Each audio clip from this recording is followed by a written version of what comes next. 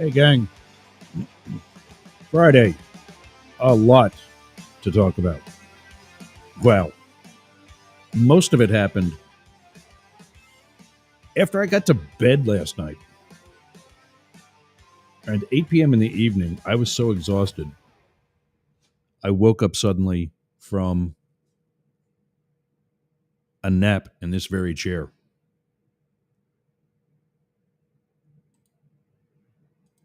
Sorry, I got to start Twitter quick. There we go. All right. I woke up suddenly from a nap in this very chair. It gets comfortable, not comfortable for too long.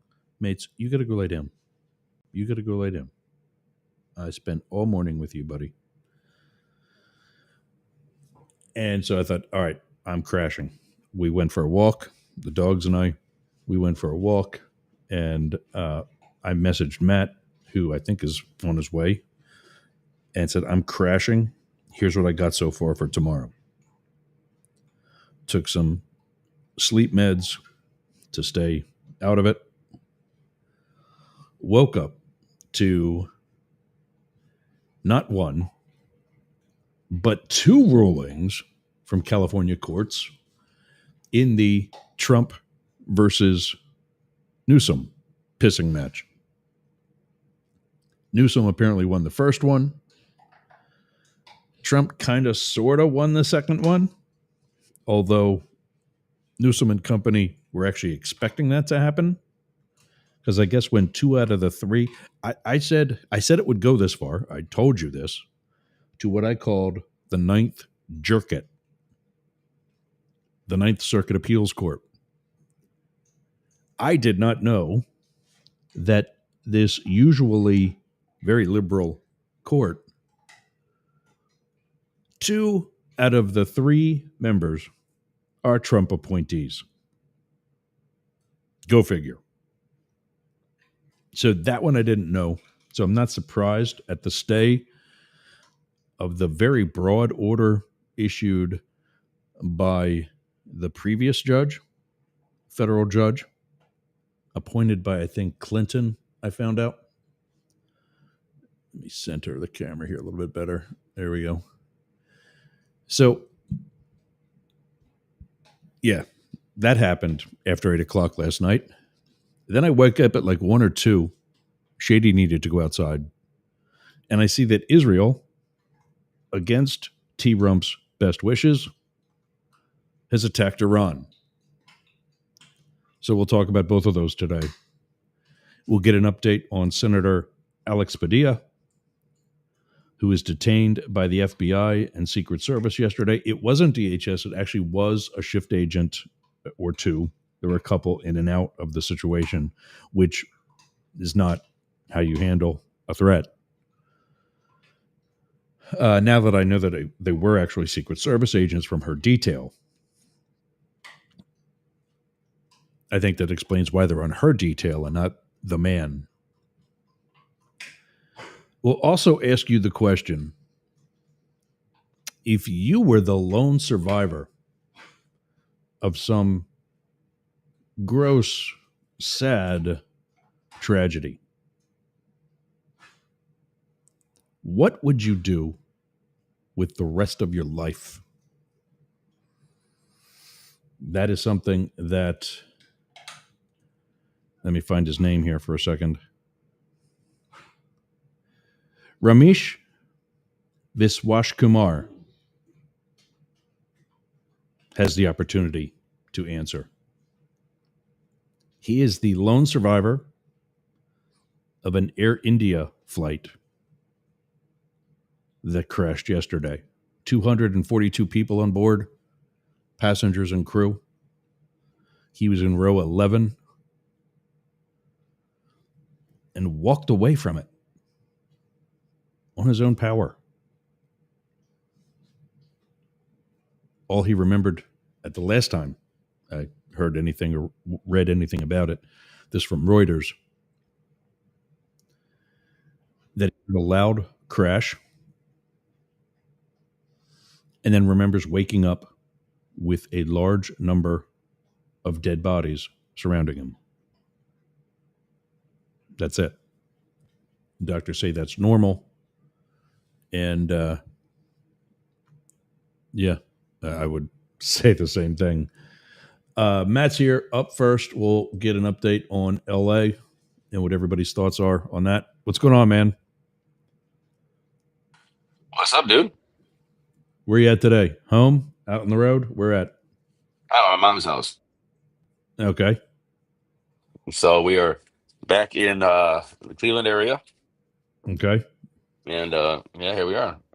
Nice. What do you got planned for the weekend? Anything? Oh, dude, I don't plan. You gonna spontaneously go to any of the No Kings parties? No, absolutely not.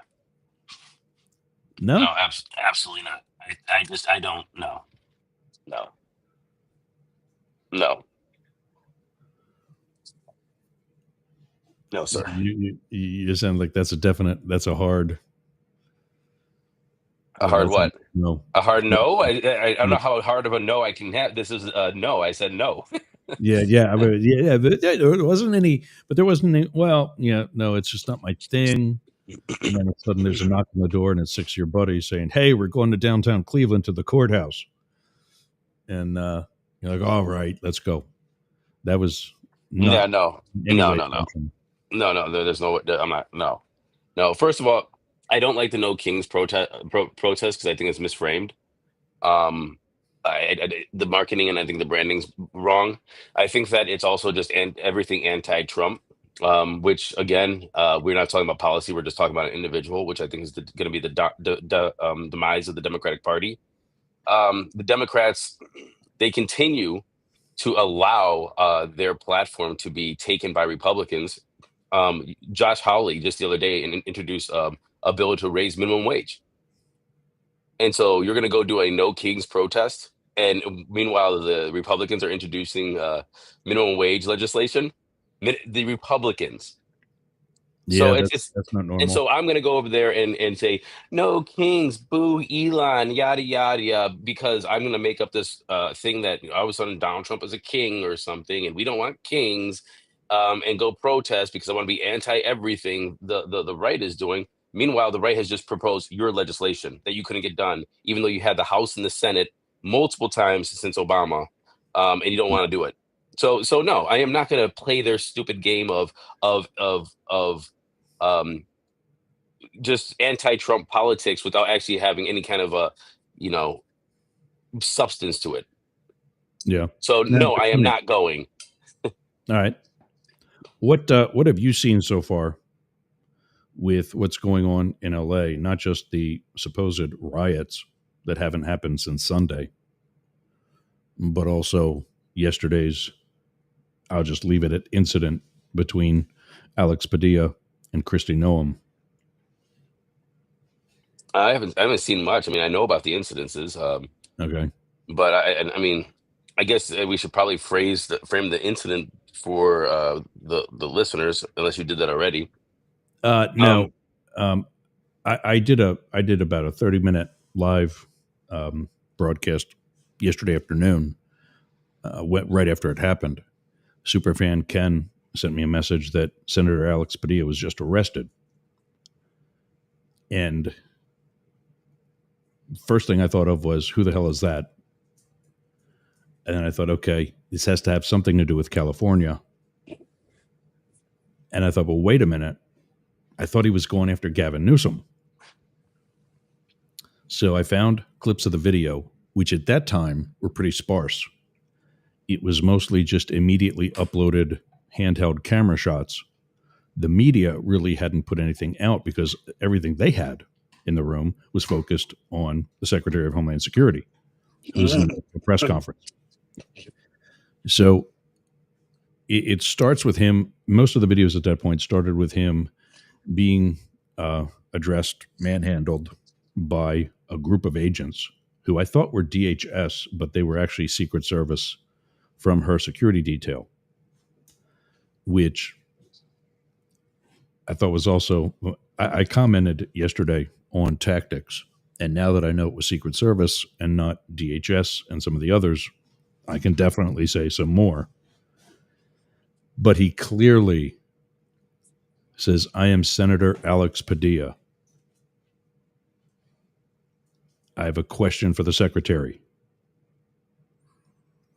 The backstory of all that is that he has been for months trying to get answers, specifically from Secretary Noam, and has not only not received any answers, but not has received any confirmation that they got his questions. So he is in the building. It's a federal building in Los Angeles. And he's in the building for a briefing from the military, which is right down the hall from this news conference. So the FBI, police, and Federal Protective Service escort him from one location to another and say she's in there.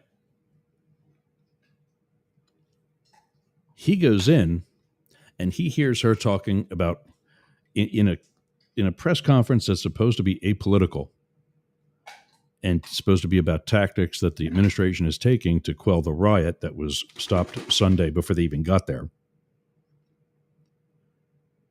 She's talking about how Newsom's the problem, Bass is the problem, yada, yada, yada. That's when he speaks up. He does start moving towards the front of the room, but nothing at her. If I was posted at the stage, I would not have left the stage. And you can see in some of the angles, there's nobody at the stage. They literally all left, and they were probably not at the stage. There was no stage. It was a conference room. They were probably all on the side between the door and the stage, because there are some plainclothes guys that now, in retrospect, I can tell were her shift agents. And again, because you know all the people in that room, you've already scanned the members of the media. Why they were all in there is beyond me. They should have been out in the hallway where a threat like that would have been addressed, where the Federal Protective Service and the FBI police were walking this 6'4" brown guy to the door and about to turn him loose inside the room. Stop that in the hallway. Who are you, sir? What do you want? I'm Senator Alex Padilla. I have a question for the secretary. Immediately, you get somebody from the staff, and they handle it from there out in the hallway. And that's not what happened.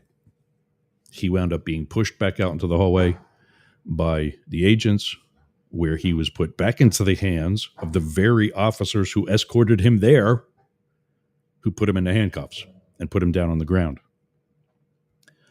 And that's what I talked about yesterday. Once you know that person's a U.S. senator, not only would you not handcuff them once they're compliant, which he was at that point, and he was really inside the room too. I mean, that if you want to call that non-compliant, stay out of law enforcement, because your skin ain't thick enough. But not only would I not have handcuffed him at that point, I would not have put him down on the ground. And they did both. So that got the Democrats and company with their panties in a wad. Of course, everybody from the right is saying that he lunged towards, and I love how they all literally use the same verbiage. Like they all get on a quick conference call and say, how are we going to spin this? Or how are we going to articulate? And yeah, it's whatever. But they actually did speak after the press conference, and he still didn't get any of the answers to his questions. So that's where that's at. One of the things I learned since earlier this week, when Up the Middle began covering the riots and turned demos, of the 4,700 troops assigned to LA from the first 2,000 National Guard members, Only 300 made it there. Because if you've seen the photos of them sleeping on top of each other on loading docks and in hallways, that's where they're at. They don't have room for the other 4,000 plus. And then the Marines piled in with patches on their uniforms that say FAFO. So when I learned that, I was like, okay, how aggressively were they lied to? And then I showed 2 videos of at least a couple thousand people in a march that was at least a mile long on the 101 looking northbound into the city. And they're heading out of the city towards Compton on the 101 on the highway, being led by a truck of other people on the flatbed truck with other people on the back. And the highway's elevated. So as you look at it, it's all about 2 or 3 stories up. And at the far end of it is the ramp that goes down to ground level. These people go back all the way to that ramp. And by the thickness of it, it's not like they're thinning out. It's solid the whole way back. So I've got to presume there's at least people on that ramp as well. But I've talked to a bunch of people that are out there. What is all? Well, wait, okay. We've talked about a lot about this. Why is all this relevant, and why should we care? Well, because it's with regard to ICE agents who showed up last week. Oh wait, are we talking about Senator Padilla? Senator Padilla. Yeah, this happened in Los Angeles at the federal building in Los Angeles. He left. He left Wednesday or Thursday from a congressional softball game, telling people that he had an appointment in California. And the appointment was this briefing from the military. From who in the military, I don't know. But it was a briefing that was being held at the federal building in Los Angeles. I've got 2 dogs playing in the background if you're hearing chirping from the older one. So he's in LA where all these supposed riots are happening. And he's at the federal building when he's told the ruckus down the hall. He's at the federal building for his briefing when he's told the ruckus right down the hall on the same floor of a 10-story building is the Secretary of Homeland Security having a press conference. So he goes, well, shit, I've been trying to get a hold of her for the past couple of months. Can I go say hi? And the Federal Protective Service, who secures any federal building, and the FBI police, who were there, I'm presuming, because the FBI field, one of the FBI field officers would have been there as well, escorted him down the hallway to the conference, to the news conference, and said, she's in here. So he stood, I learned this morning when he talked with MSNBC. He stood in the back and he listened because it's a press conference and it's not his press conference. So he knows. He's standing in the back, and this is supposed to be because he knew she was giving something somewhere about updates on military in Los Angeles. And all of a sudden, this is about how poor Gavin Newsom's doing, how poor Bass is doing, blah, blah, blah, whatever. And he said, no, that's not true. I'm stepping in. And that's when the cell phone cameras started rolling. As regards to the supposed riots, this is what we talked about yesterday. The riots was in quotes. There hasn't been anything that's the police, the LAPD, is really considering any part of a riot since Sunday before the National Guard even got there. And, I mean, has there been violence? Has there been sporadic fights here and there? Yeah, it's Los Angeles. What is it, 500 square miles?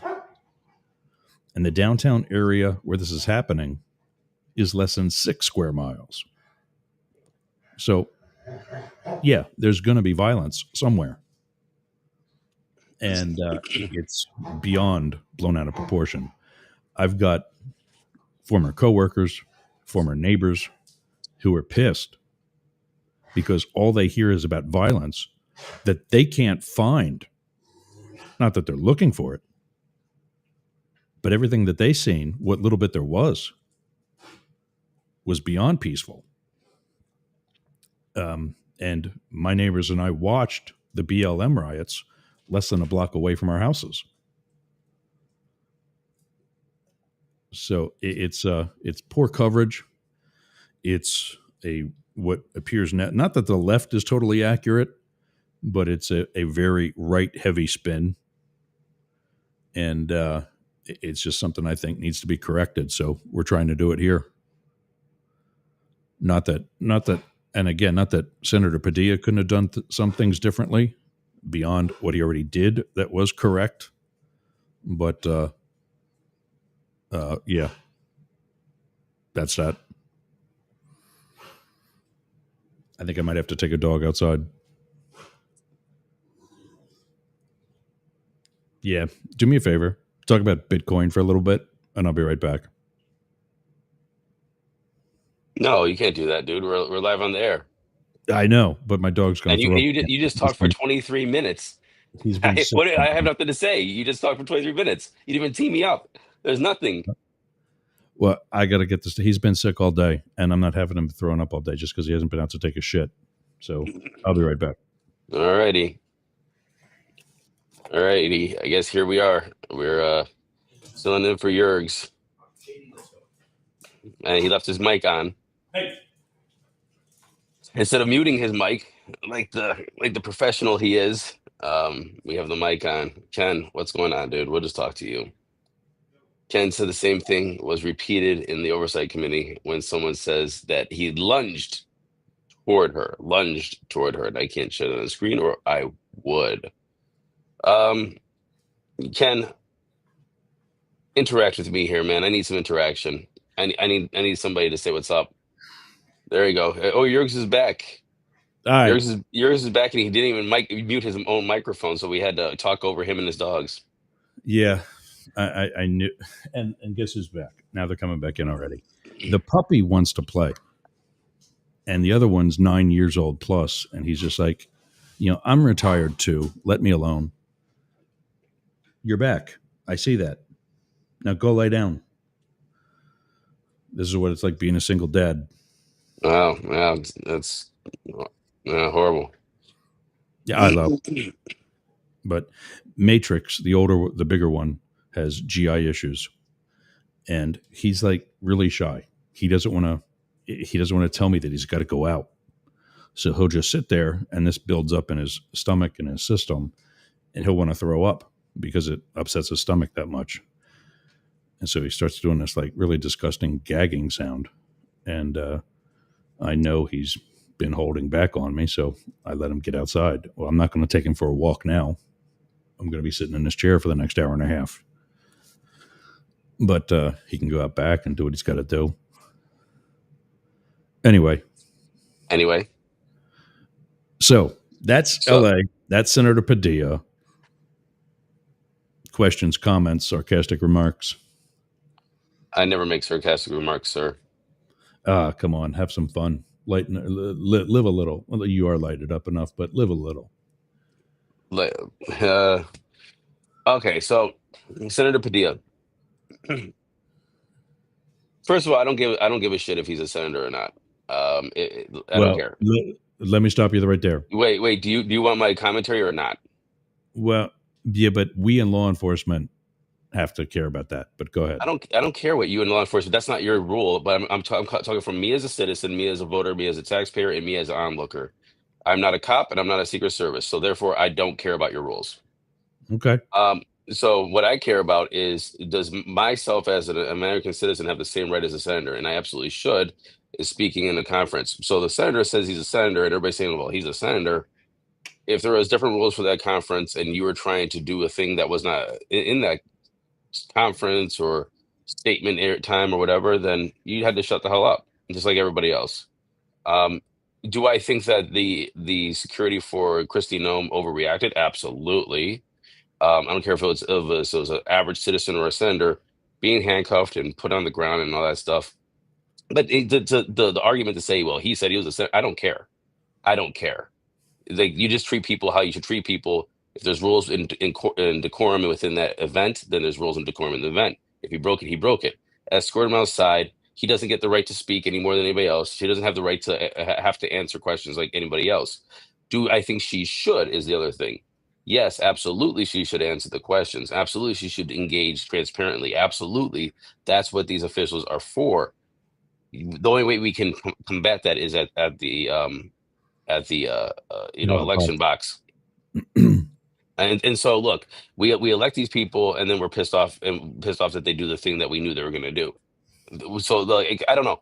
I just feel like there's like we're again, social media and the way that people think about these events, in my opinion, has just allowed us to just skew off on these things that honestly don't matter about the whole point. Yes, we can use these as fuel to figure out the thing, but was there decorum that he was not following? It looks like that.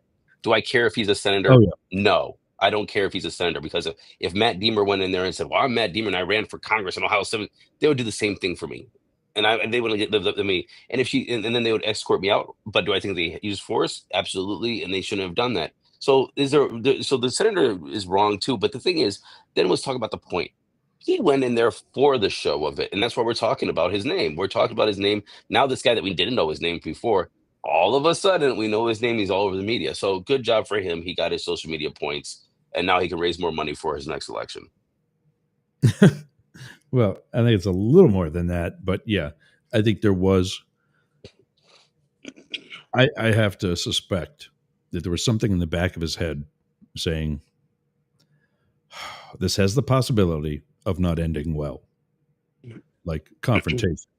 I don't think he was intending or trying to be put into handcuffs. Of course he was.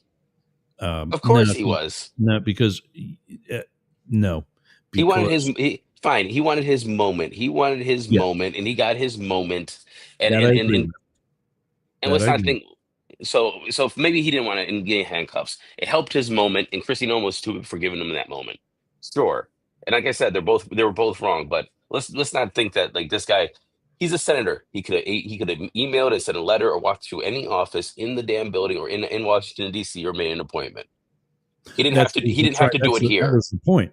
But that was the point. That's what he's been trying to do, and has been constantly blown off.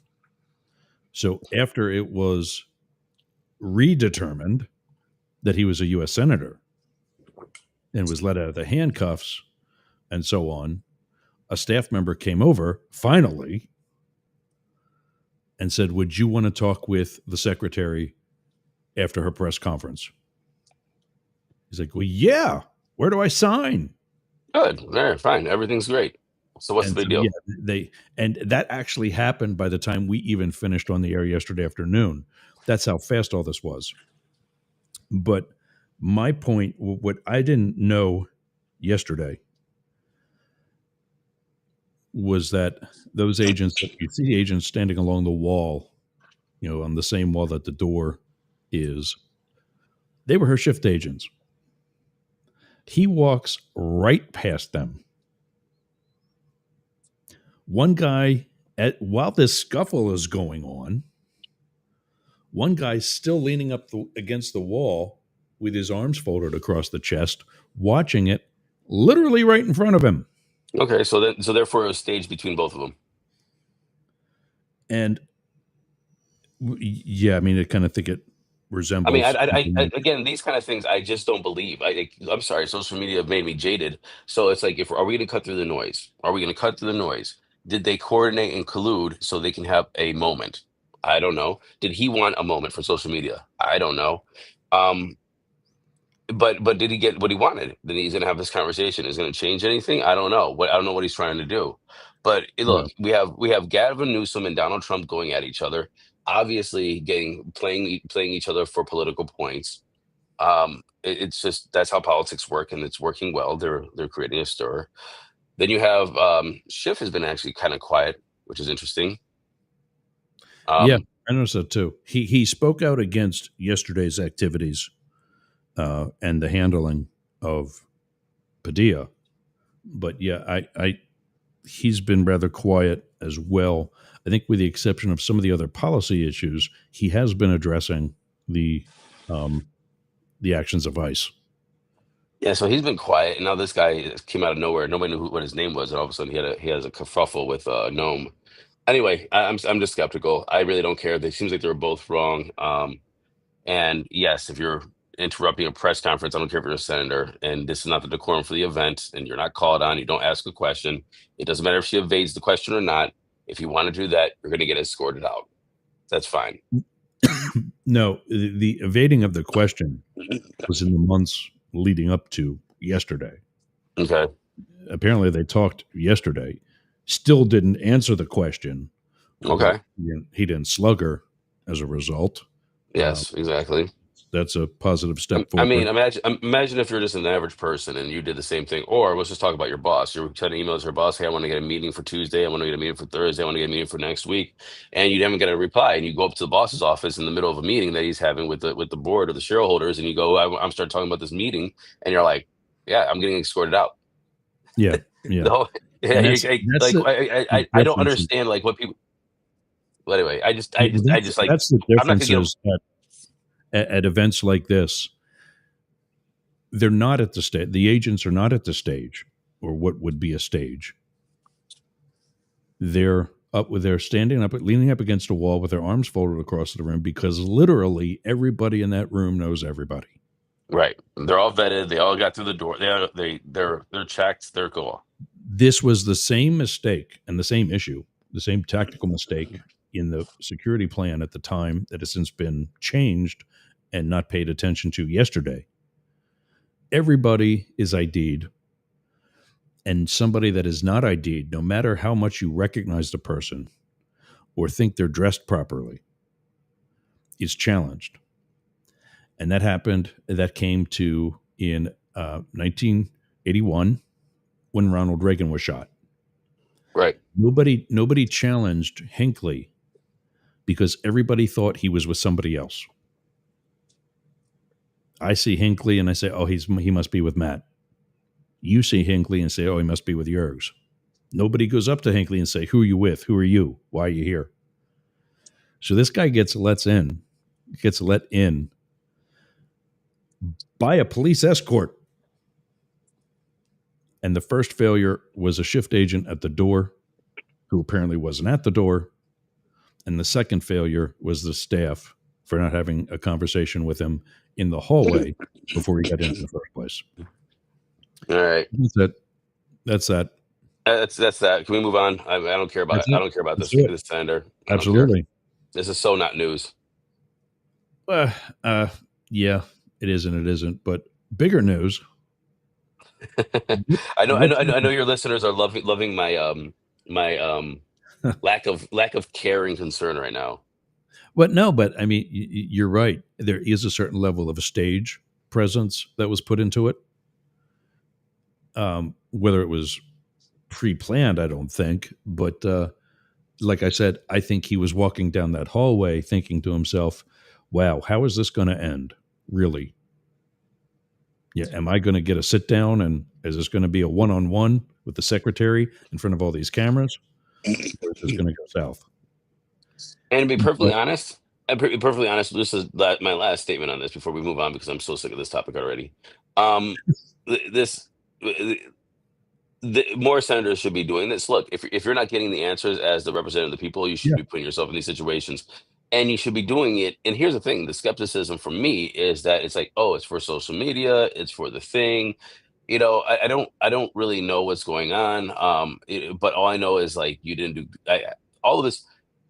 It's so rare that these senators or congressmen actually go and take bold moves that I'm skeptical that this was actually a bold move. But do I think that they should be getting answers and reporting back to the American people? Absolutely. And so I wish that this guy would think like, hey, you know what? Your office hasn't been replying to me. I'm going to go down there. And I wish every other senator is, but only Padilla, whatever.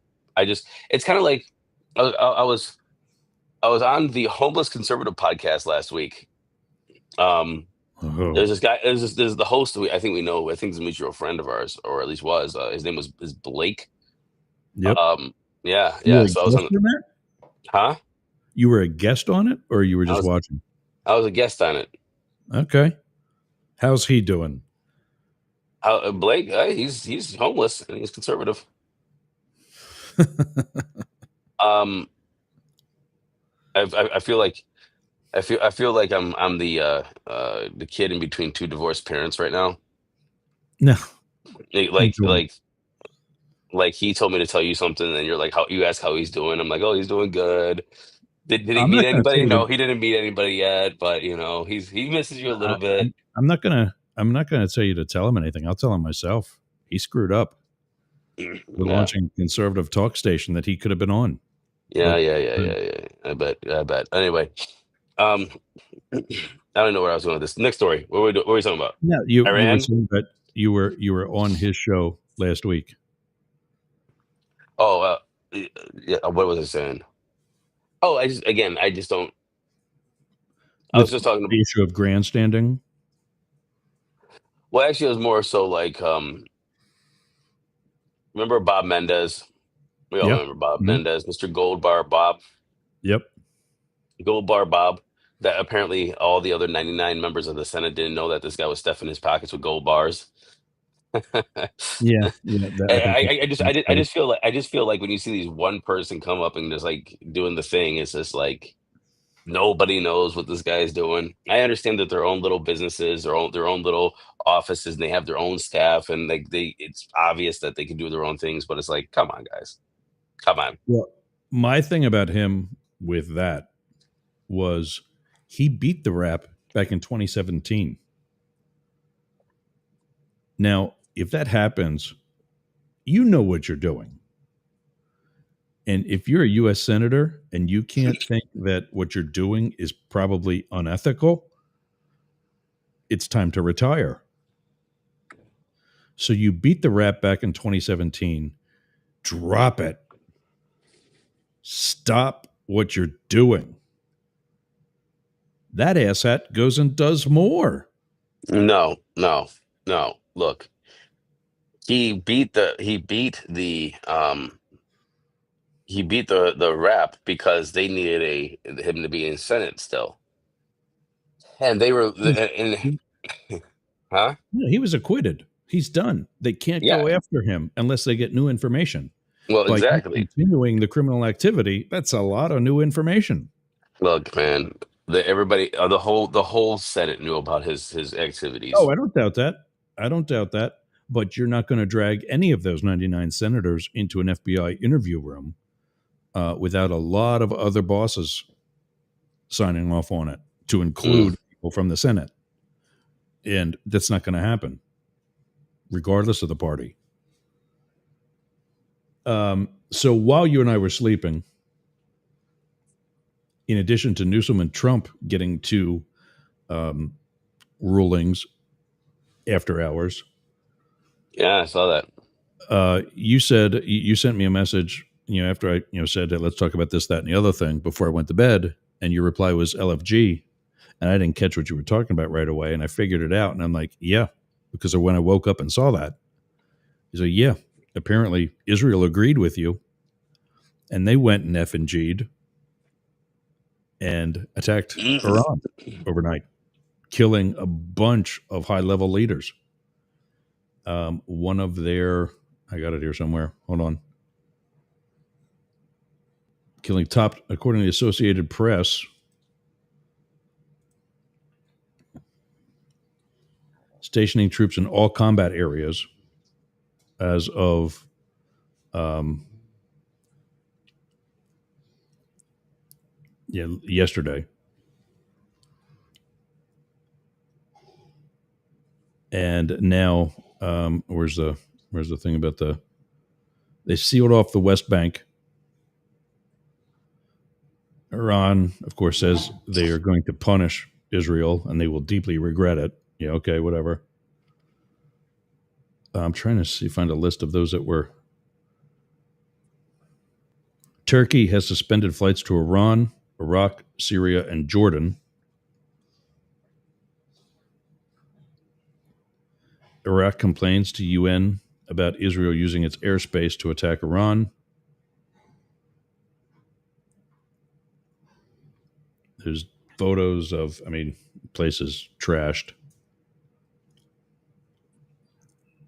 I'm trying to see what Yemen's Houthi rebels condemn Israeli strikes. Woohoo. Israeli consular services around these countries have closed. President Macron calls for everybody to cool off a little bit. Hamas has expressed solidarity with Iran. Surprise. Yeah, shocker. Trump has said this is a second chance for Iran. Okay. So Trump is now calling the Israeli strikes excellent and says that there's more to come. When in all actuality, when he told them not to do it or that he was against it, he was actually pissed off that they did it anyway. No, man, it was all BS. Come on, dude. He knew exactly what was going to happen. That's why they were moving people out of Baghdad already. Come on, this was already planned. Yeah.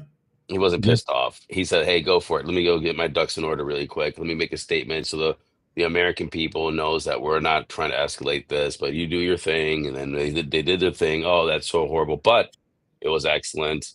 Guys, while we're here, maybe we should renegotiate. That's funny you say that because apparently, I don't know which one of these Google searches, I saw something off on the side, but apparently Trump's ratings have plummeted this week. Well, he's at look, I'm going to be the most critical of Trump, and obviously, but here the thing is with Kamala, she didn't have a platform. And none of Right. her platform actually I can get behind. Like I don't really care about all this dumb shit that everybody was talking about in the Democratic Party and trying to run on. What I did care about is I cared about the debt, where Josh Hawley just introduced a minimum wage hike. We cared about like so many other things: onshoring supply chain, jobs, workers' rights, and pensions, and all these other different things that the Democratic Party has failed to message about. They absolutely failed. You know who messaged about it? Donald Trump.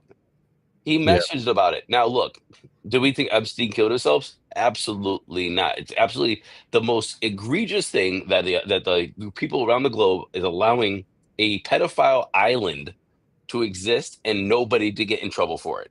That is the craziest thing I think anybody's ever heard in my life. For there to be and to know that there is video of the pedophile stuff in the hands of our law enforcement, and everybody's just like, nothing happened. It's absolutely insane. So when he said debt stopping wars day one, when he said we're going to get our manufacturing, we're going to talk about all this stuff, how he, so honestly, it's a acquisition of Democratic points. Democrats had great policy that people agreed with, and they squandered it. They fumbled the ball every time. Yeah. This goes back to after Kamala lost. It's like, what do you proud about, Democrats? You lost abortion for women. You lost it on the federal level. Now you have to fight for it on the state level. There has been no minimum wage. The unions are being eroded. Now they're supporting Trump. We're not even endorsing in races. Labor is falling apart. The median income and average income is not keeping up with housing prices.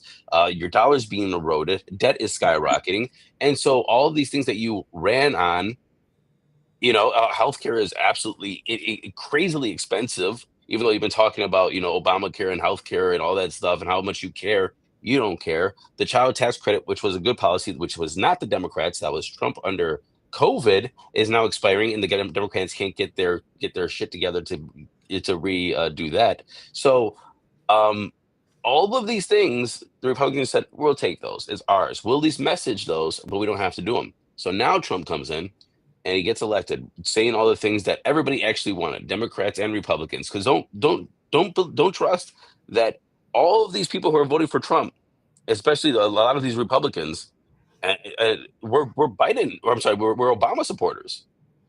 So Mhm. the policies aren't too different. I don't think these people changed. I don't think our politics changed. The parties changed, and so Obama came in, he was just like, yeah, you know what? We're gonna, have strong borders. We're gonna do all of this stuff, all these things that everybody's just like, hey, we're gonna get behind it. I like this Obama guy. My mom, Trumper, Obama, '08, and Wow. so like there's like all these different things that the Democrat Party lost. Now Trump, on the other hand, is not following through. Let me before that's how I get to this. So we didn't get the Epstein files. We didn't get our I'm sorry, MLK. There is no end of the Ukraine war. Next, thing you know, we're putting up Trump hotels in Gaza.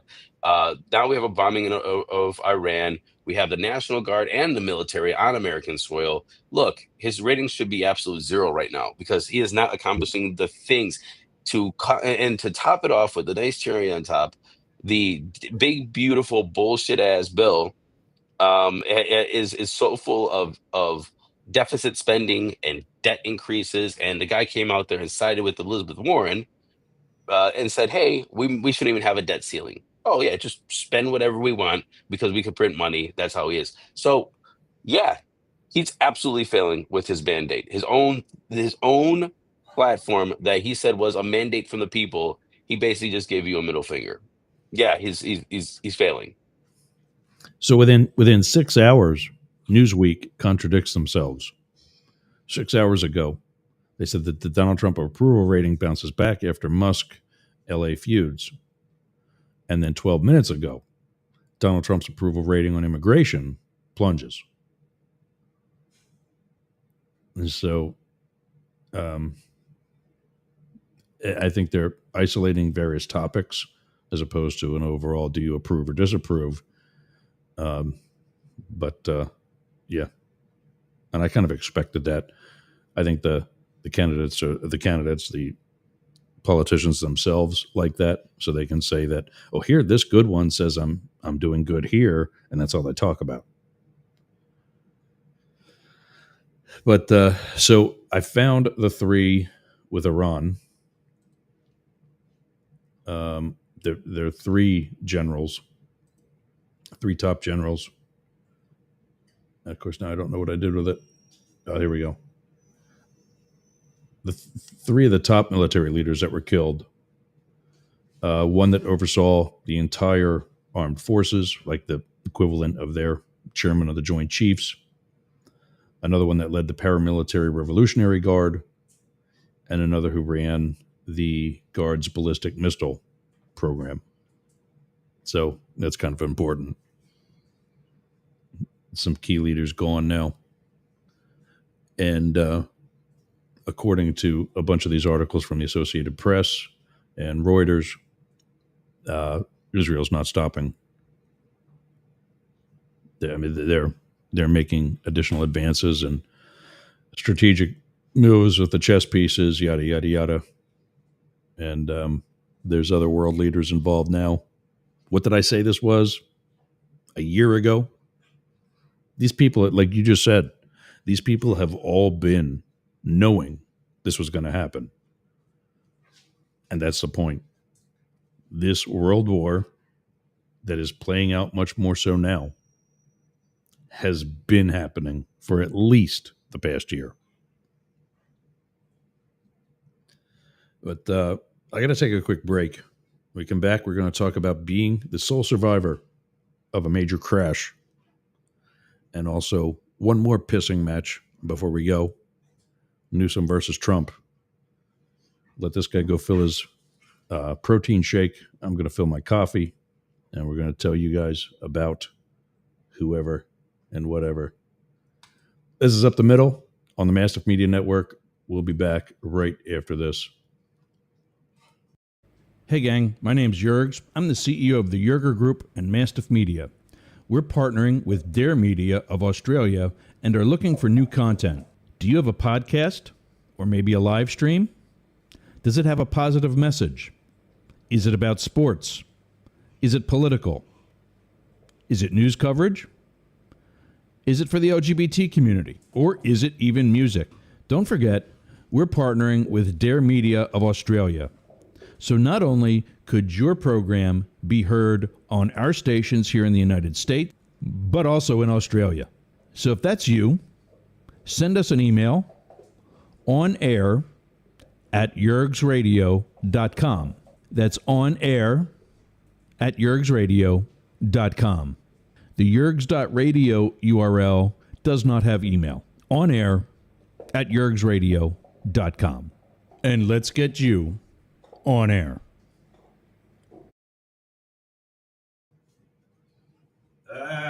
Hold on, everybody. I had 20 seconds. What are you doing later? I'll tell you what I'm doing. I'm going to the gym, but not just any gym. Momentum Fitness and Wellness. Walk right up to the door. There's a QR code on the door. You can sign up right there. You've got no excuse. But not only that, their equipment is amazing. It's kept up well. It's expanded. There's stretching area. There's CrossFit. There's hardcore training. A dedicated area for stretching, dunk tanks, sauna, everything you need to get that Hernando beach body or keep your Clearwater beach body. You can train with your shirt off, you can scream, you can yell, and you won't be intimidated either. Go to Momentum Fitness and Wellness on US 19 in Bayonet Point, Jasmine Estates. Build the momentum at Momentum Fitness and Wellness. Crypto? That's a little hot. Hold on a second. Oh. There we go. If you have crypto, you should, because that's going to be a big investment, even more so than what it is already. You know where I learned that? Daily Crypto News. Matt Deemer, who's with us right now, posts the Daily Crypto News every day. Scan the QR code or go to dailycryptonews.net. I'm actually a paid subscriber of the DCN. That's right. I wanted to ask him something about that. We'll do that in a minute when he comes back on. Daily Crypto News, available where you get your podcasts. Also here on Yergz Radio. And at dailycryptonews.net. Bring him back in. I want to ask him.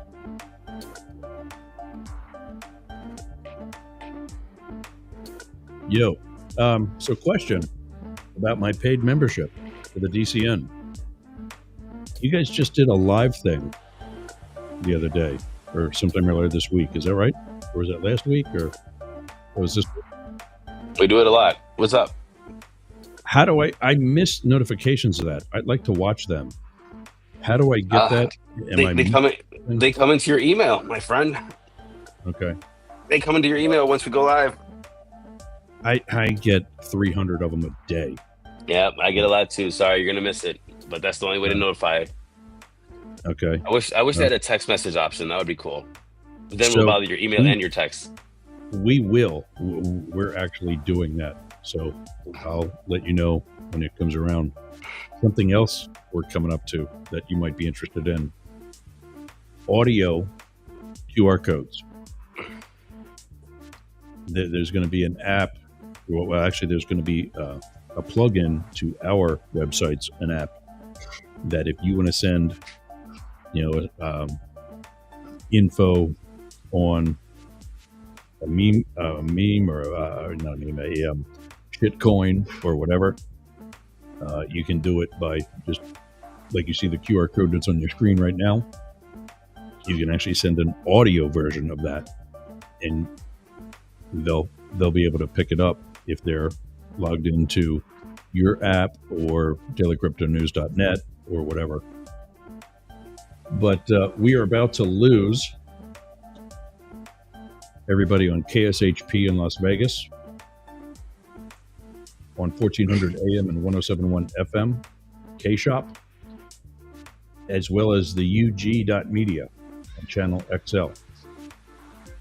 If you're on any of those three, go to dnrstudios.com, sign up for the DNRcast app, or go to daremediagroup.com.au and check in via Radio X Country, or Radio X Gold. Also on WZQR.FM. Scroll down to WZQR-Talks, as well as BizGrowthCollective.com, and the entire Mastiff Media Network available at mastiff.media. Part of which is DCN. Go to dailycryptonews.net and sign up for the paid subscription today. We're at $5 a month. Ain't going to kill you. So learn a little bit more than what everybody else is telling you. Turn down the music. There we go. All right. So you're on a plane somewhere. You're not in one of your Porsches or any other fancy sport car.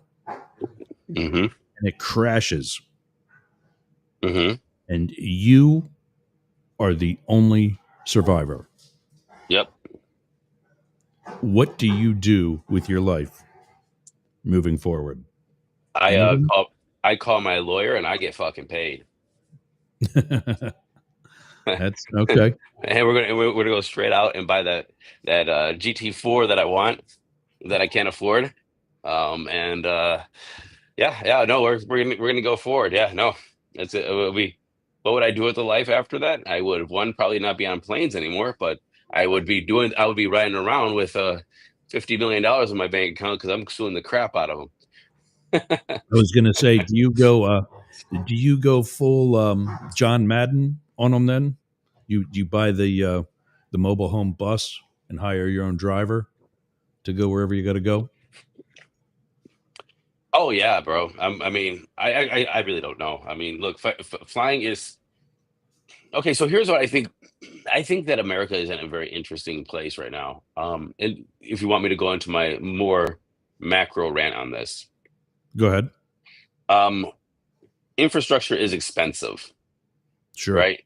And infrastructure and airports and planes and these companies, and then with how markets work, you get to the lowest cost of that the customer will pay to the lowest profit margin, and then it just always is fighting this balance. And so it's really hard to rebuy 1,000 planes if you're, or 100 planes or whatever if you're Boeing or whatever. So you're using these planes for years and years and years, and maintenance and costs, and then you have to deal with labor and unions, and same thing with fixing the roads and the subways and all these different things. Meanwhile, we have $36 trillion in debt in the United States. China, on the other hand, brand new country, economy going over there. Say you have people moving in, you have a boom of workers, then you have print your money, and you fund huge infrastructure projects, which is great because you have huge unemployment and people in poverty that you just lifted out because they're building subways and roads and highways and skyscrapers and all this building because everybody needs houses and things like that. And so we have this whole thing like in the United States right now where our infrastructure is not going to keep up. It's hard to keep it, to revamp, re-engineer, redo, and refinance an entire country of infrastructure. And I know this airplane was not in the United States, but I think it's just a bigger problem of we have aging a lot of things. It's not Dubai just made or Emirates made a company, airlines. They're funding with oil money or whatever, and they're buying brand new Dreamliners. We have aging planes, aging airports, aging infrastructure, all of these different things. And I think we're getting to the point. Plus, we have this. I think we're just getting to the point across in a lot of different aspects of the world where these aging planes were then sold to say other airliners because they're aging and they had to upgrade over here. So you have this point where we're coming to a breaking point, I think, in a lot of our infrastructure where a lot of things are going to start failing. I just see that a lot of things are going to just start failing because of natural maintenance, natural life cycles of different products, and it's hard to keep all of these things running. I mean, how many planes are up there that probably need maintenance or isn't getting maintained as well as they should be, just because the cost is too damn expensive for the amount of traffic they have, or they just don't have the expertise. In India, do they actually have the skilled labor and expertise and people to maintain these planes? And I don't know. I don't know. But I think that we're coming to a point where we just have like this aging these aging tools and aging infrastructure. We don't have the ability to refinance everything and build new. So I think we're going to see more of this, and we're going to see more of this on planes, trains, automobiles, roads in America. While I think they are really good, and the infrastructure bill helped do a lot of good when it came to well, our debt, but also pave a lot of roads. I mean, that happened in Ohio, but we have crap roads in our cities. Right.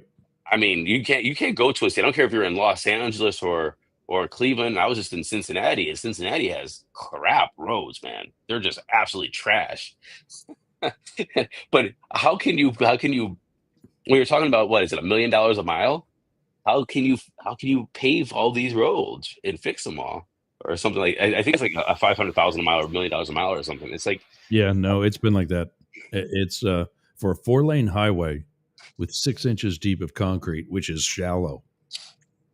It's at least $1 million for a mile,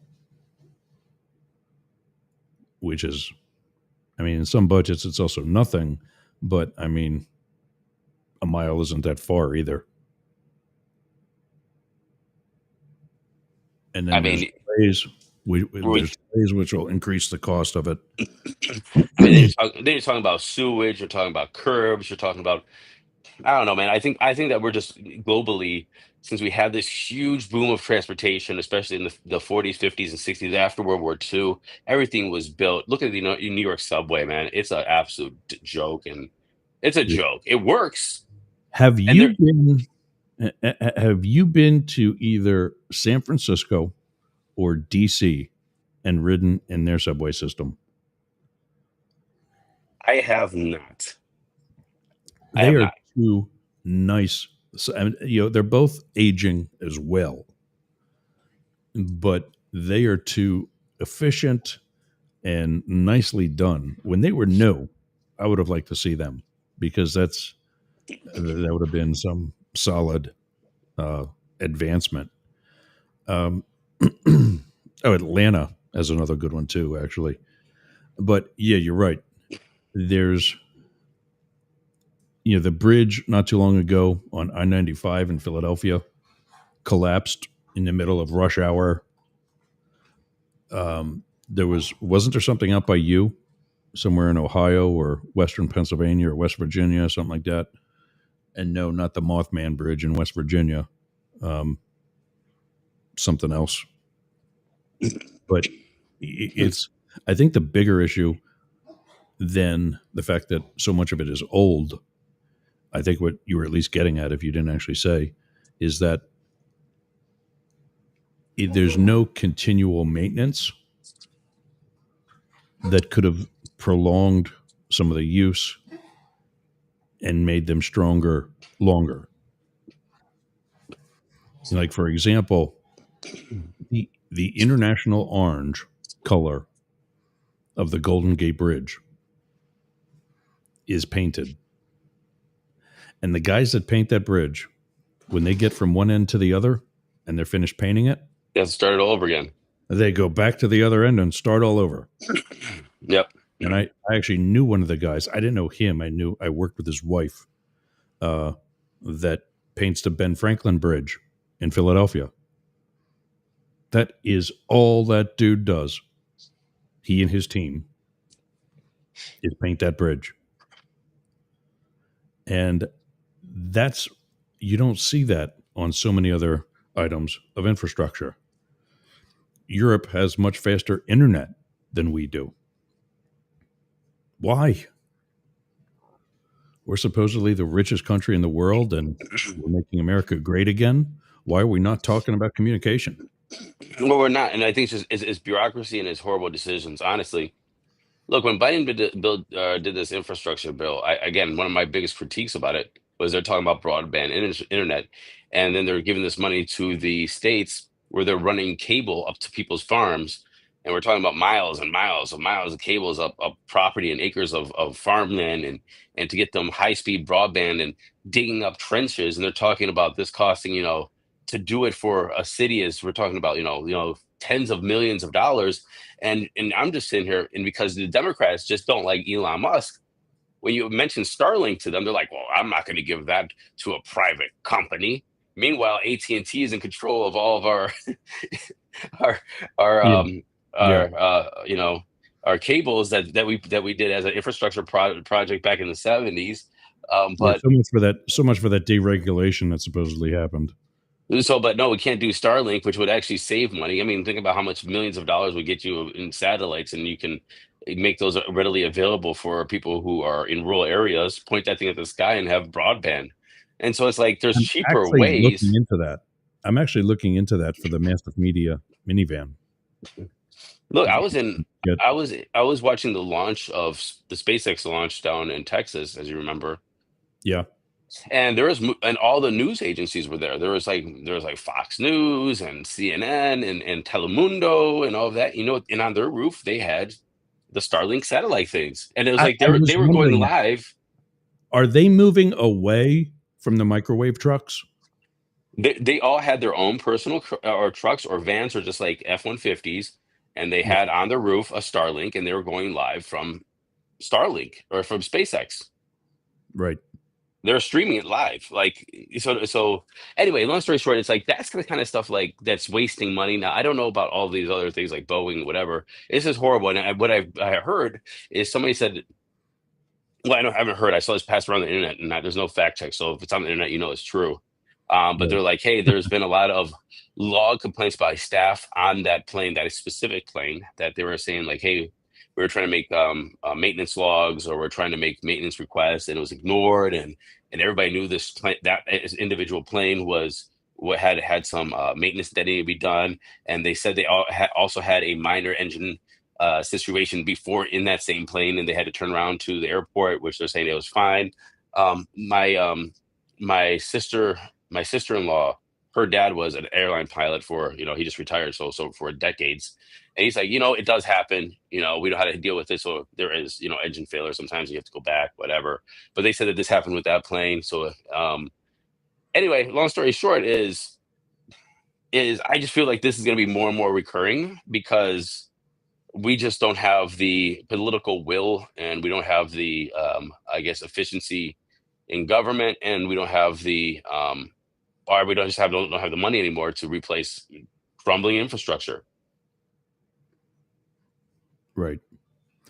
So in general, 5G is faster than Starlink.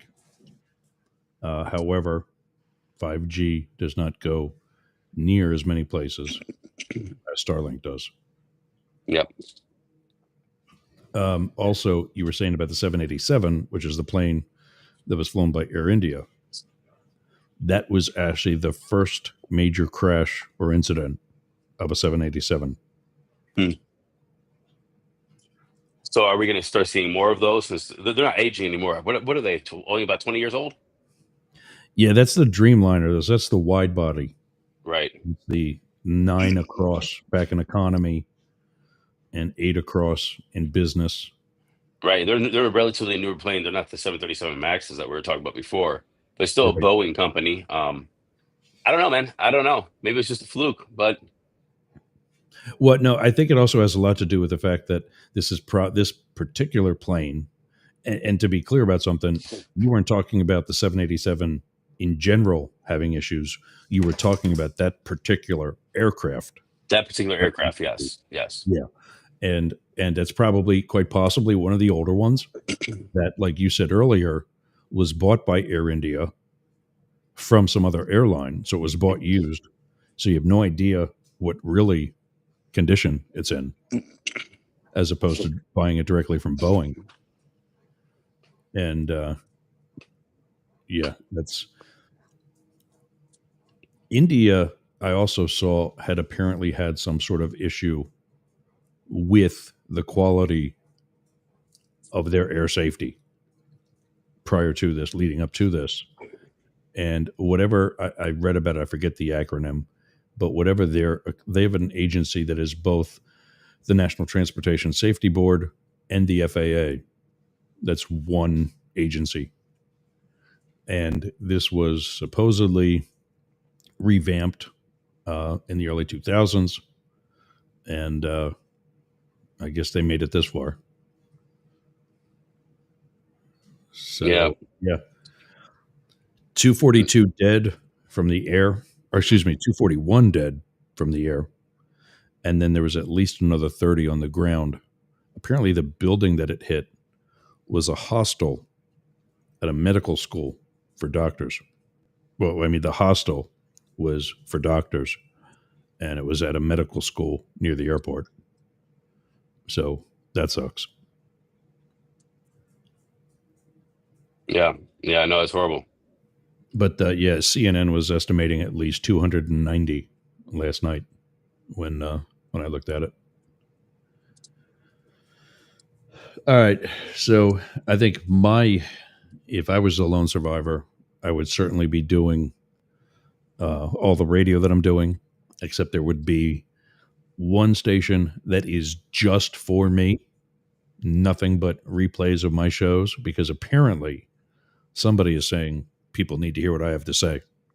If I'm the last one to make it off, of course, that didn't happen. So, all right, up next, Newsom versus Trump. Two rulings came out yesterday. Um,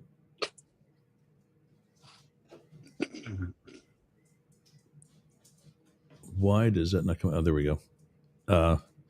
So the first one was a legal win for Newsom, and apparently, not only did the judge give California what they wanted, but gave a much more broad. This should not be happening in the first place. Which, if you read the legislation, I agree. But then, within hours, the federal government took it to the Ninth Circuit. Two of the three judges on that court are Trump appointees, and they've given a stay of the lower court's order, which is going to last until Tuesday, when that judge will hear more specific hearings. So, I don't know, kind of a draw right now. I think probably more procedural than anything. He gave a ruling, which needs to happen for an appeals court to get it. The appeals court said, okay, let's schedule a hearing, and we'll all go from there. What do you think? I don't know. I was reading about this morning, and I think it's interesting because of um, the alleged argument of states' rights to federal control, and it's very convenient when we say states' rights and try to take federal control away from things and give it to the states, and then in this instant, it's federal control of the National Guard and not Gavin Newsom to control his own state. Um, what is it? California has a $2 trillion GDP or something. I'm sorry, a $4 trillion GDP Whatever it is, it's fourth in the world in by the itself. world. Yeah, so I don't know what that is. It's massive. It's massive. Yeah.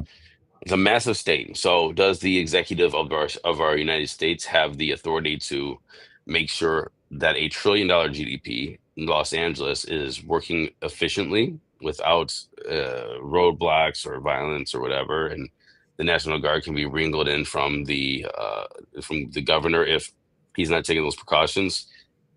That's a good question. And now does it come just down to money? I mean, that's how you're going to measure it, is like, hey, you can't.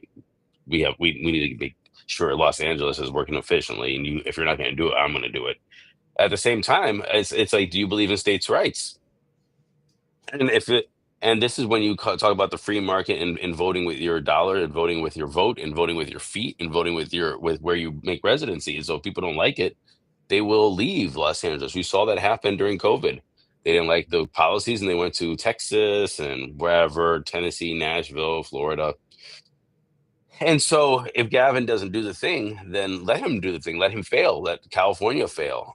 Then it will go to other places. Or so I'm actually kind of conflicted on this. I personally would go more for states' rights than the federal government coming in and controlling that. Um, but I don't know, man. I really don't know.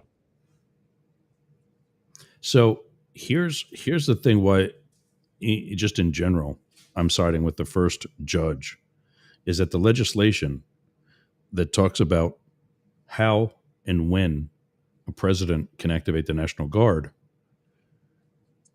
it still has to be done in conjunction with the governor, and his orders come through the governor's office. Right. Gavin Newsom not only said no, or not only did the orders not come through Gavin Newsom's office, but he said no. So how are we? How is that part alone even legal? But also the federal government's arguments on the various conditions that supposedly exist for this to happen in the first place, I think are beyond weak. And I had it last night on my iPad, and of course it's not here with me right now. But the judge in a 30 how some of these legal briefs get so long, I have no idea. But the judge took 32 pages to write out why he's calling bullshit on the Trump administration's use of any part of the military. He flat out said no to the Marines. They do not belong there, and I agree with that. That's dangerous. We're not in a situation that requires active duty military that have no association with the state that they're in. Right. That's not okay, and Right. that's the issue with these people.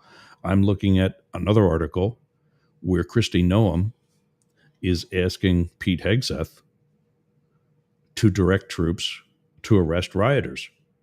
Mm-hmm. Now the military is doing this.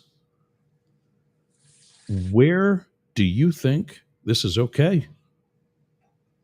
And I don't mean you specifically, but these people.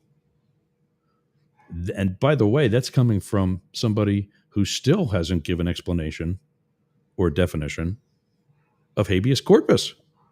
Mm-hmm. And she's telling the head of the military to do police work. This is bad. I keep wanting to wake up and be in a really stupid, bad dream, but it's just another day. Mm-hmm. Mm-hmm. So apparently, where did I see that? Hold on a second.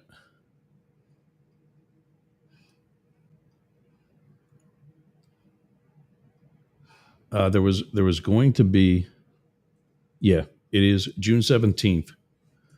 Is it's not going back to the previous judge. It's going to the appeals court. So the 3-panel court will hear a full, more drawn out hearing on Tuesday the 17th. U.S. District Judge Charles Breyer found that California officials are likely to succeed in their challenge to the president's decision to federalize members of the National Guard in response to the protests in Los Angeles, granted their request to block the use of forces to assist immigration agents during raids. This is from the judge. His actions were illegal, both exceeding the scope of his statutory authority and violating the 10th Amendment to the United States Constitution. And that's the second of the two that deals with states' rights. Also, the 9th Amendment does that. 36-page decision. He must therefore return control of the California National Guard to the governor of the state of California forthwith. The Justice Department appealed the order that same night, asking the Ninth Circuit to intervene. Granted an administrative stay in response to the government's emergency motion. And in response to the Ninth Circuit's order, Trump thanked the panel, who he appointed, and said if he didn't send the military to Los Angeles, the city would be burning to the ground right now. We saved L.A. Actually, by the time the military got there, it was over. You know, I think I do think that this is all a look. The whole thing is a like an act or an escalation. I don't want to say escalation, just a media circus from the Trump administration, in my opinion. Like obviously it's just to for media and those purposes. Um, Okay, so I agree. And let me ask you these two questions. One, are you aware of the fact that there are demonstrations just like this one happening all around the country right yes, yes, now? I Are you am. aware of the fact that this is the only blue state, or this is the only state, a blue state, that has received anybody in military, and it's with a governor who has had pissing matches with Trump before? Yeah, I mean, look, it could be political. I mean, again, I don't know. I can't. I don't know about the background information of all this. Yes, we can assume that this is the reason. So I don't have like to comment on that. But I do feel that this is making great media and really stoking the base. But at the same time, I don't. I think the biggest question is like I said, the cases that are in the court right now. Is it state rights or is it a federal right? And how does that operate? Like the operations are very important in my opinion. And I think especially for a party, the Republican Party, that really always wants to use state rights as um, a stick of for political will. I don't.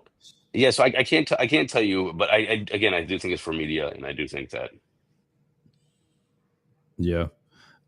So here's something else about the order. I had thought it covered a little bit more thoroughly of the active duty Marines, and apparently it actually doesn't. Breyer's order only covered National Guard members, and he had indicated during the hearing that concerns about the potential actions of the Marines who have been sent to Los Angeles are so far speculative. Well, that's pretty much because they didn't do anything. During the proceedings, Breyer at times appeared uncomfortable with the assertion from Justice Department lawyer Brett Shumat that courts cannot review whether Mr. Trump's decision to call on the National Guard complies with Title 10. It's not that a leader can simply say something and it becomes it. He said, how is that any different from what a monarchist does? The judge continued, the country was founded in response to a monarchy, and the Constitution is a documentation of limitations and an enumeration of rights. Title 10 lays out three circumstances under which the National Guard can be called into federal service: when the U.S. is invaded, in danger of invasion by a foreign nation, when there is a rebellion or danger of rebellion against the authority of the U.S., or when the president is unable, with the regular forces, to execute the laws. The measure then states the president can call into federal service members and units of the National Guard of any state in such numbers as he considers necessary to repel the invasion, suppress the rebellion, or execute those laws. It says order shall be issued through the governor. Breyer indicated that the structure of the law undercuts the Justice Department's assertion that Title 10 gives the president complete discretion and allows him to bypass Newsom, who is the commander-in-chief of the state's National Guard. My point is, if it were ready to read, actually, yeah, wow. My point is, if it were read the way the government has urged me to read it, it would have been written entirely differently. Yeah, Mm-hmm. point. In his decision, Breyer wrote that the protests in Los Angeles fall far short of rebellion, and Trump claimed in his memorandum invoking Title 10. The administration, Breyer said, did not identify a, quote, violent, armed, organized, open, and avowed uprising against the government as a whole. The definition of rebellion is unmet. Moreover, the court is troubled by the implication inherent in defendants' argument that protest against the federal government, a core civil liberty protected by the First Amendment, can justify a finding of rebellion. Yeah, that was my argument. And he's saying that about the parade that's tomorrow. Mm-hmm. Continued by saying clearly there's no invasion, there's no rebellion.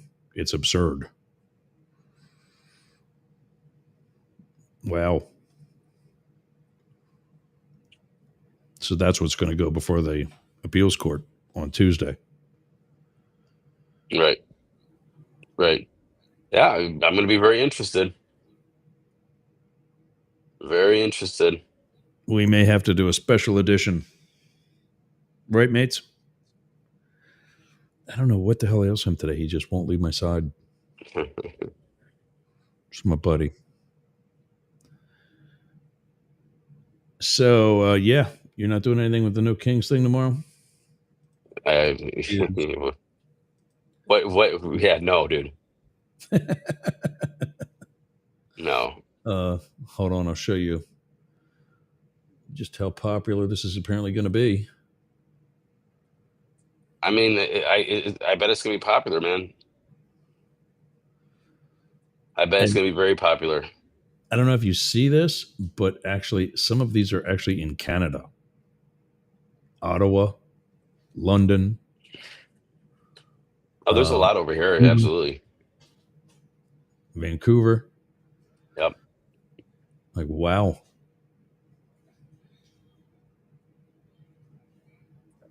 They have, what are they calling it? It's not No Kings. What are they calling it? Oh, no, it's not letting me hover over. Okay, here we go.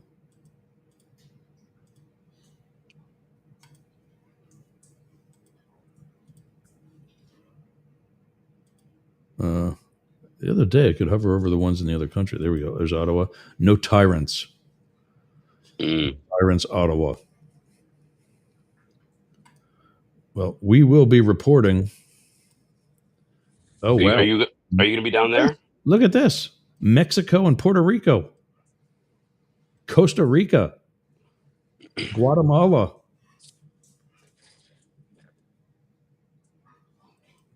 Bogota, Colombia. Damn. Wow. I didn't know that. I thought like the hands-off ones that were back in, what was it, March? Mm. Were only in the United States. See what's going on in my area here in the Tampa Bay.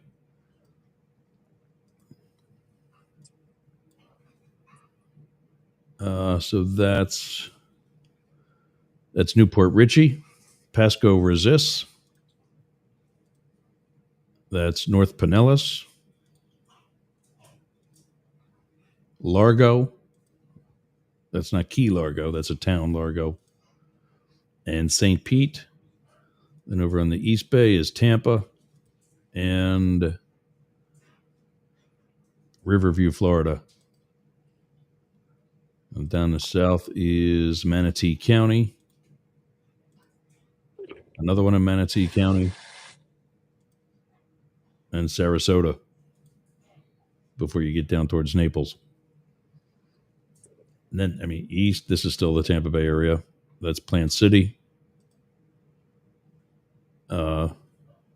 Lakeland, Polk County, and another in Lakeland, Polk County. Yeah, I think it's interesting. I think it's super interesting. I just, I don't know. Dade City and Spring Hill, Brooksville as well. So that's all Tampa Bay area. Wow. What's up by you? I know you're not going. I'm not trying to talk you into it. No, I think it's good. I love protests. I'm okay. I don't like protests. It's not my form of resistance, Yeah. if you will. But I'm happy that people are organizing. I'm happy people are going out there. I'm happy or people are going to get involved. There's going to be a lot of people out there. I just think that they're protesting the wrong thing at this point. And there's just not direction from the Democrats to have substance to the message. And I don't think that this is it. It's just another anti-Trump. We're going to win on anti-Trump again, and it's not. And it might work, but it just gives no substance to the betterment of America. Yeah. So that's the Cleveland area on your screen right now. Oh yeah, you're going to see Cleveland and Parma, Hudson, Bainbridge. I'm sorry, Chardon, There's a lot of places out there. There's a Akron, Kent, yeah, Akron, Kent, yep, Worcester. Olmsted.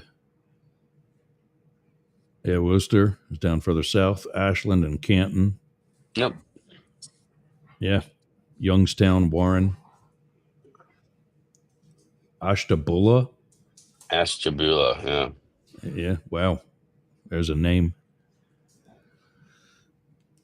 Well, yeah. I got some other things I can talk about that are kind of you probably don't give a shit about.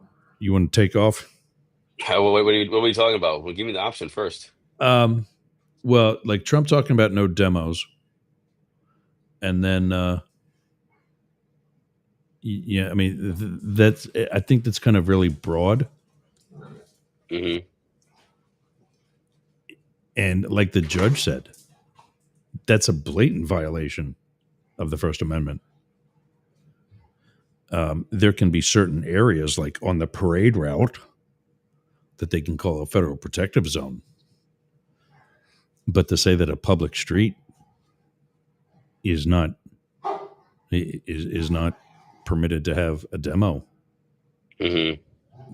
that couldn't be more illegal. And that's Yeah, that's not cool. he's leaving it. He's leaving it that general. Yeah, He's that's not absolutely saying not cool. rioters. Yeah, and then he wonders why his ratings tank.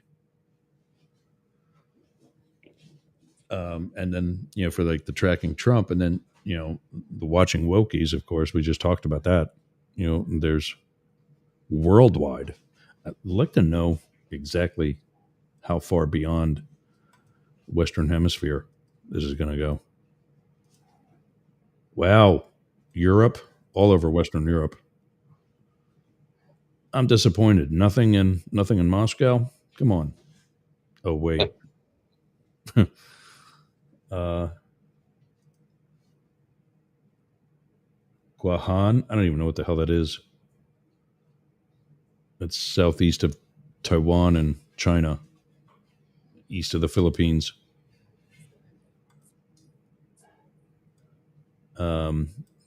My Aussie buddies are stepping up. What do we got? Cairns, Australia. That's it. Just that one up in the northeast. Nothing in New Zealand. Malawi, Africa, and Mozambique. I know that's Malawi. It's not separate from Mozambique. Okay.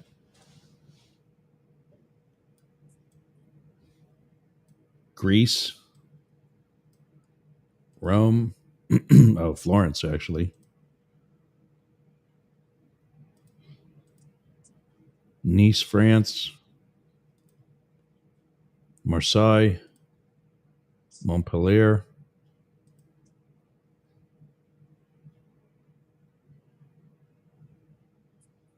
Geneva, Switzerland. Lyon, France. Paris. London. Lisbon. Portal, not Lisbon, Portal. Barcelona. I'm guessing that's Athens. Yeah. Munich, Heidelberg, Frankfurt, Berlin, Hamburg,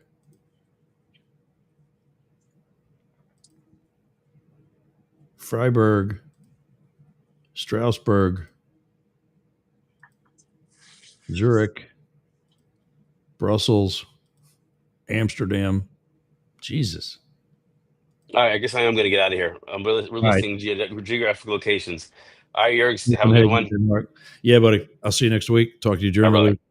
All All right, right. bye. All right. Matt Deemer from Daily Crypto News and Friday Fights. Cutting him loose early in a little weekend. So yeah. I think I might need to let some puppies out again for the next 25 minutes. But yeah, I'm really excited to get into. I'm going to do some more personal stuff because I know that's actually got some following. and let you know what's happening with Mastiff Media. I told you about QR codes. Anytime I do anything for either any of our affiliates or sponsors, and anything that I can do it for, I put a QR code on the screen so that all you have to do is either grab that QR code. You can actually screenshot your screen and the stuff you can do to get that. But if that's a pain in the ass, which it is, we're getting this app that is going to be a plug-in to our website, and we're starting the process tomorrow. It'll be a plug-in to our website, and a bunch of us are going together and we're creating a conglomerate of radio stations that will pay for one app collectively that we're all going to be on.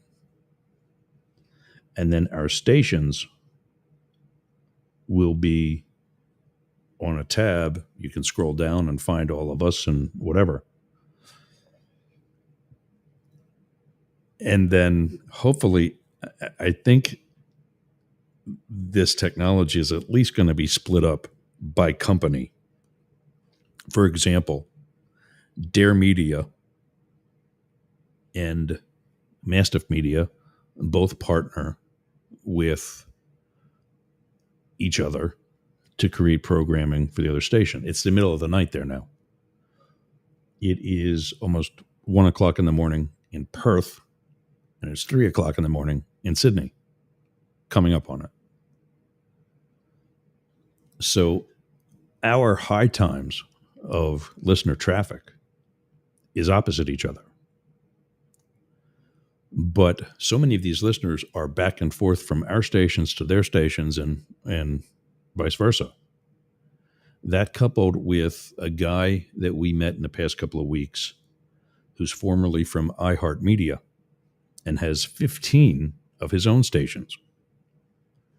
So that's 23, soon to be 24 stations between the three of us. One of our affiliates for Up the Middle, KSHP out in Las Vegas, is also a potential client of this guy that's developing this technology. I'd also reach out to the UG Media in London. I'm sure that Scott, Nathan, and Katie at Dare Media can reach out to some of the stations they're working with for music. I would also reach out to probably the Thin Line radio station in Maryland. That's the rock station that's run by all first responders. So there's an easy conglomerate, a conglomerate network family of at least 24 stations should be able to sign on to this or more. Almost maybe 36. And the biggest thing is for so many of us is that this would cut the costs of the development, which would probably start at about $5,000. To accommodate all of us in a way that we'd be suggesting, maybe this takes, let's see if I can share my screen with this a second too. Window, there it is, boom.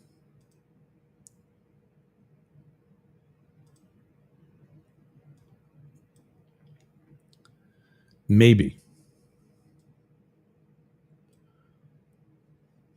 this takes $15,000 to build. Well, how many people how many stations did I say could be a part of this already? Say we get 24. That's $600 to have this technology where I would be able to reach you so much more easily. It would be an application within the website where you would actually have to turn on a microphone. It's not a microphone that's listening to you, although it's kind of sort of that microphone. But it's It's in theory a portion of the application that listens to the show that you're listening to, and something that you can't hear that your phone can, or that your desktop can, that the app can hear, is this particular tone that, when translated to the app in your website or to the app that is on an actual application, it gives you a URL, a fact, an offer. K-Shop could use this. My God. It is a radio station that sells shit on the air. How many times a segment would they use something like this? And with what I want to do as far as info sharing, what we do is provide show notes. This would make, it would make it obsolete, but kind of sort of would. Like, if you knew you were going to follow my show to use it as the starting point for issues that, I encourage you to do, then by all means, turn that mic on and walk away. You don't even have to listen to the show. I'm going to send you the links to everything I'm talking about as I talk about it. So up next, we're going to talk about Israel versus Iran. Boom. Click enter. And now you get the links that I'm going to use in my conversation with you. And now it can be a conversation. You can call. You can text. That's all still going to be very much available. It would be me encouraging you even more to listen through our website than any other platforms. But that doesn't mean you still can't get the information from show notes. So it's something I'm really excited about. Dan is joining us tomorrow. He is the engineer that's built this project. Dan Seemiller from Tone Tip. And we're really excited to be a part of this. And that's coming tomorrow. We're starting it. I don't know that it's going to be operational on Monday, but we're getting there. Don't forget, we're also on Twitter, on our Up the Middle account. Go to x.com/Yergz Up Middle. They limit the number of characters that you can have. So I needed it to be specific to the show. But because, like I told you before, up the middle is a very common phrase for baseball, I had to be able to differentiate between the two. And that's how we did it. So Yergz Up Middle on Twitter. You can hear the show there. This other app that I use to send messages en masse, I forgot to do it today for the one. There's 2 messages that I send to social media.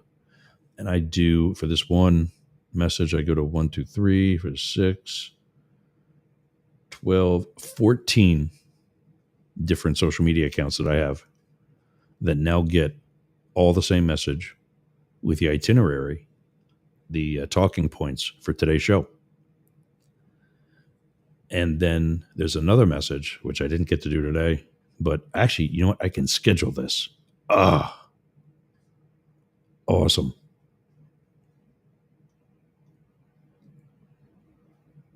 Oh, God, that's awesome. I can schedule this, and I can schedule it to repeat.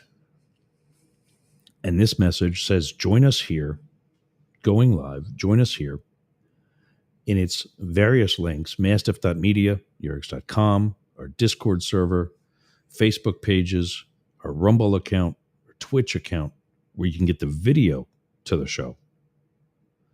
And then audio only available at Yergz Radio, Rainbow Radio, Right Talk Radio, Forward Radio, Twitter, and Biz Growth Collective. Every time we go live. And I should have told Matt about that. But yeah, I'm psyched to be using this. Really looking forward to the reach out that we're going to do. There's still some things that we got to do manually, like what is it?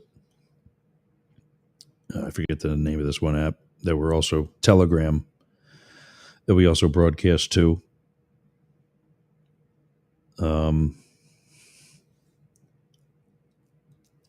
Our show right now is on Telegram. You have to be a member of that group. I gotta figure out how to do that too. How to send that link from my phone to the desktop so I can add it to this. Let's look at that right now. I don't know if that's audio only or if it's video. It's for Yergz Radio. I mean, it's the whole network. But it's Yergz Radio. Live stream, join. It's video.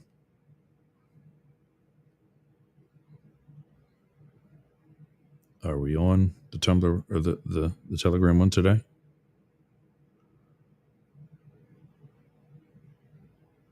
I might not be on it.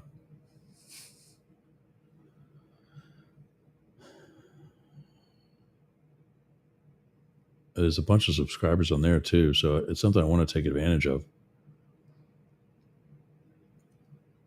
Oh, you know what? I never changed the metadata for today's episode. Son of a bitch. No, actually, I'm not on Telegram right now because I'm on one of the other platforms. Oh, you know what? I'm on DLive. And how are we doing on DLive today? Nobody's on that one, so I'm going to go back to using Telegram too.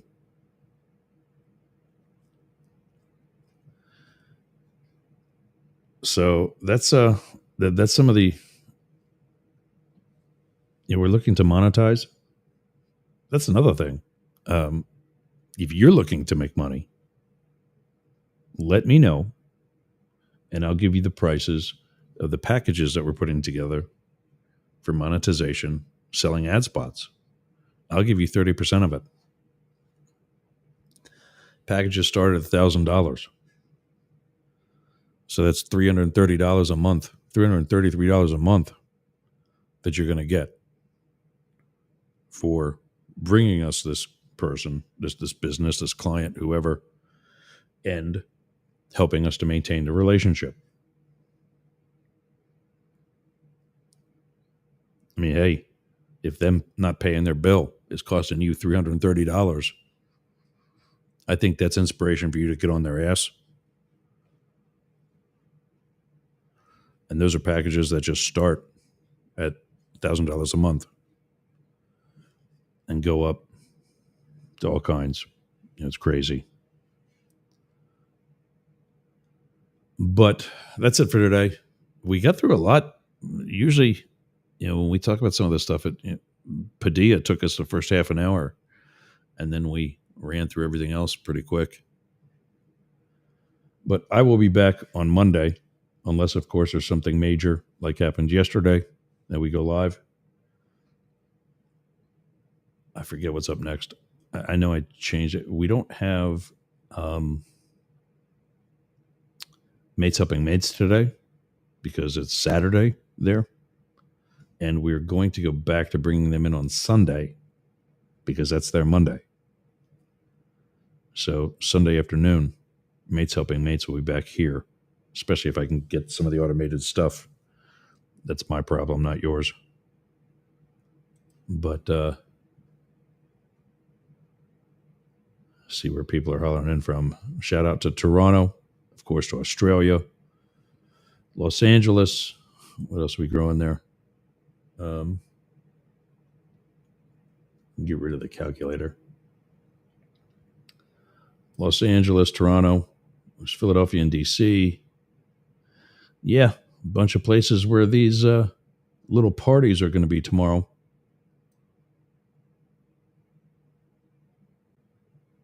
So yeah, and a bunch, St. Louis, Miami, Mexico City. Let's go to Europe. London, of course. They're welcome to this one. This is from my stations that I'm seeing. Welcome to this one, of course. But don't forget that first hour, and maybe that's where you got it. For that first hour, you can go to theug.media, channel XL. And other people throughout Rome, Southeast Asia, South America, and Africa. Awesome. Wow. Very cool. Welcome, everybody. So glad to actually see you. Happy that you're hearing me and us. Jane Stahl will be with me on Monday for the second half of that show, Both Sides Now.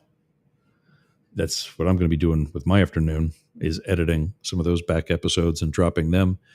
You can go to search Both Sides Now, Jane and Yergz, wherever you get your podcast. Those episodes will be updated. Episodes for Up the Middle. It's a 2-hour radio show, 5 days a week. But like me rambling like this isn't worth turning into a podcast episode. So we're taking the more prominent, like what we did with Padilla and Iran versus Israel, the Air India, stuff like that, and turning that into individual podcast episodes for Up the Middle. So it'll be, some will be 20 minutes, some will be an hour, depending on how long it takes us to deal with the issue. We might take an hour plus and split that up, whatever. But that's the rest of my afternoon. I'll tell you where everybody's at. I got to do the plugs. And then, what's up next? I feel a sneeze coming on too. Damn it. For your Friday afternoon, the Coyote Small Business Podcast is next. The replay of today's show will be at 2 Eastern. Check your local times. Use worldtimebuddy.com. Compare it to New York, DC, Tampa, some East Coast city for 2 p.m. our time to find out when the replay will be your time. Followed by other episodes of the Coyote Small Business Podcast at 4. At 6 is Outrage Overload. And then a replay later on tonight of today's Up the Middle. Speaking of which, thanks for going there with us. Thanks for getting off the porch, running with the big dogs. Superfan Ken reminds you to like, share, subscribe, send a link to a friend, comment, bookmark that link. Let us know what else you would like us to talk about by, where is it? By writing us, NEWZ, NEWZ, at Yergz, YERGZ.com. For more information, live video of each show, show notes, and other info, go to mastiff.media. Matt, who just left for the day, can be reached at matt@dailycryptonews.net. He's the host of the Daily Crypto News, available at dailycryptonews.net or wherever you get your podcasts. Jane Stahl can be reached, Jane E. Stahl, at comcast.net. I'm actually going to be discontinuing the emails. I'll just send you all to news@yergz.com. There's too much right now. But there it is. One last time, Jane E. Stahl, STAHL, at comcast.net. She's the general manager of Studio B Fine Art Gallery in Boyertown. You can go to studioBBB, 3Bs.org, and check that out. She's also the co-editor of the Boyertown Area Expression. Go to Boyertown Area, go to Boyertown Area Expression .town.news.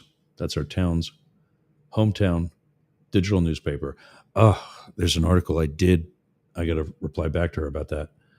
The Capitol switchboard is 202-224-3121. Call them. Get your senators. Get your congressmen.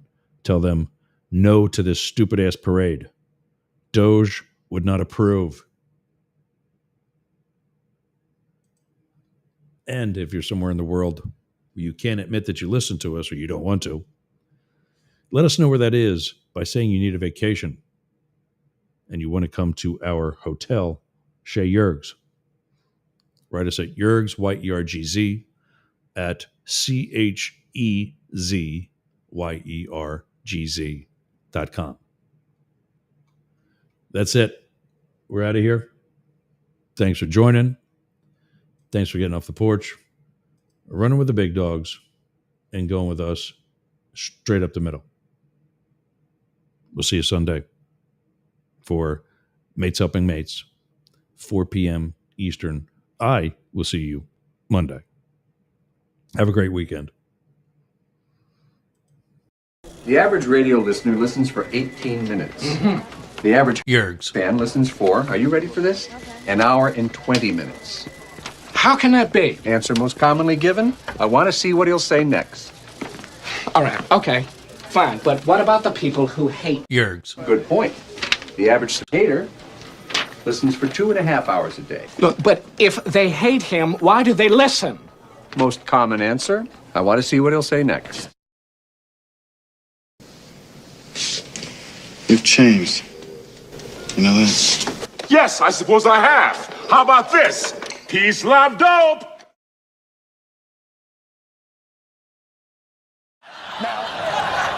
We've had our fun dancing around the former president's rather eccentric interpretations of our country's founding document.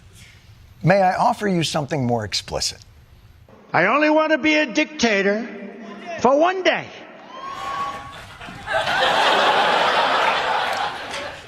Just so you know, that is how it starts. I'm not saying anybody has to do the arms salute.